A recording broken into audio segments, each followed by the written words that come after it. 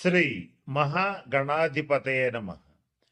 July 27, 2026 నుంచి December 10, 2026 వరకు 136 రోజుల పాటు శని మీనరాశిలో వక్రిస్తున్నాడు.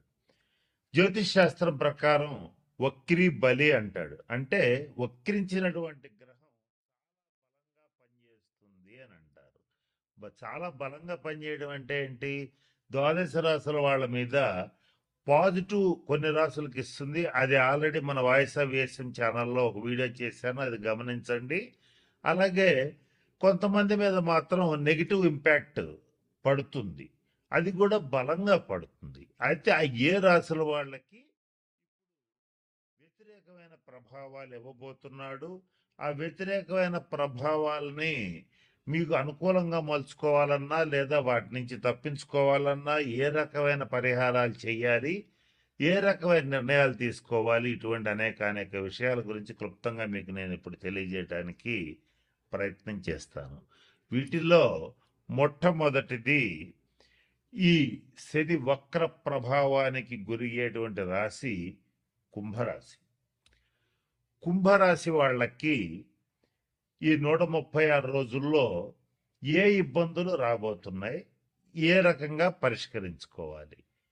కుంభరాశి వారికి వారి వారి జన్మ జాతక రీత్యా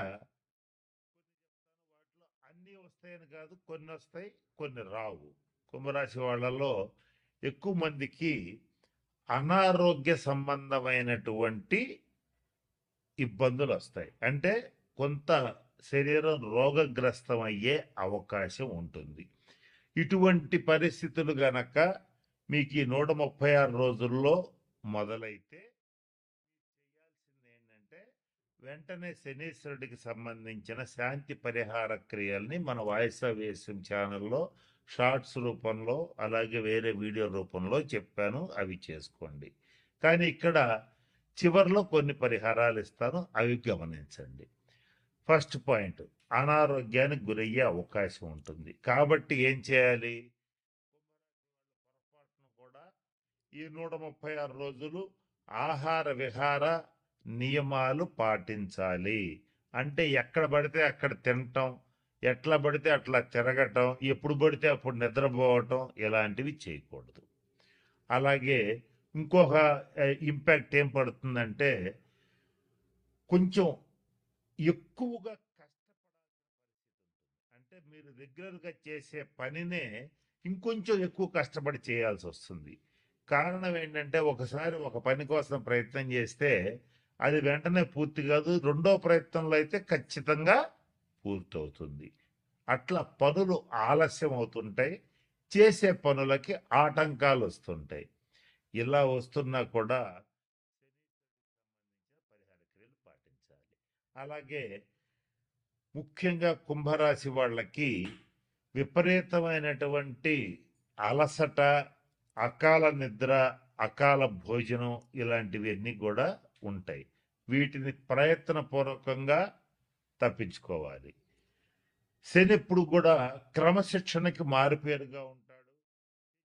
శని రాశి అయినటువంటి కుంభరాశి వాళ్ళు ముఖ్యంగా జీవితంలో ఈ శని వక్రించినప్పుడే కాదు, ఎప్పుడైనా తెలుసుకోవాల్సిన అంశం ఏంటంటే first of all disciplined life, క్రమశిక్షణతో కూడినటువంటి జీవితాన్ని గడపటం, జీవితంలో క్రమశిక్షణని ఒక భాగంగా చేసుకోవటం అలవాటు చేసుకోవాలి.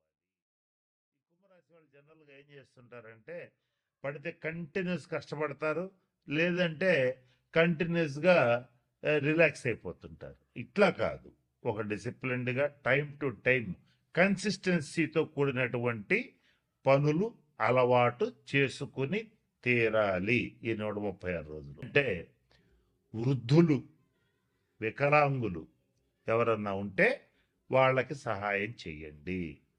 అది ఆర్థికంగా కావచ్చు, అలాగే వాళ్ళకి సర్వీస్ చేయటం కావచ్చు. వికలాంగులు ముఖ్యంగా ఎవరైనా కుంటి వాళ్ళు ఎవరైనా ఉంటే వాళ్ళకి ట్రైసైకిల్స్ అంటే 3 చక్రాల బండ్లు ఇవ్వటం కానీ, లేదా వాళ్ళ ఆసుపత్రి ఖర్చులకు డబ్బులు ఇవ్వటం కానీ, రోగుల్లో కూడా మామూలు రోగులు కాదు, కొన్ని దీర్ఘ రోగులకి తరుణ రోగులకి తేడా ఏంటంటే తరుణ వ్యాధులు అంటే అప్పుడు వచ్చి అప్పుడే వారం 10 రోజుల్లో తగ్గిపోతాయి.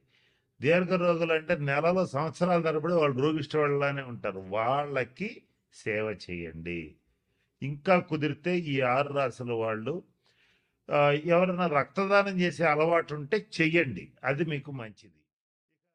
ఎవరైనా సరే ఈ 6 రాసుల్లో ఆ, శనీశ్వరుడికి సంబంధించి మంచి ఫలితాలు పొందాలంటే ప్రభుత్వ ఆసుపత్రులకు వెళ్ళి అక్కడ ఉన్నటువంటి రోగులకి కావలసిన మెడిసిన్స్ ఇప్పించటం కానీ ఏదైనా పళ్ళు ఇవ్వటం కానీ అవకాశం ఉంటే చేయండి.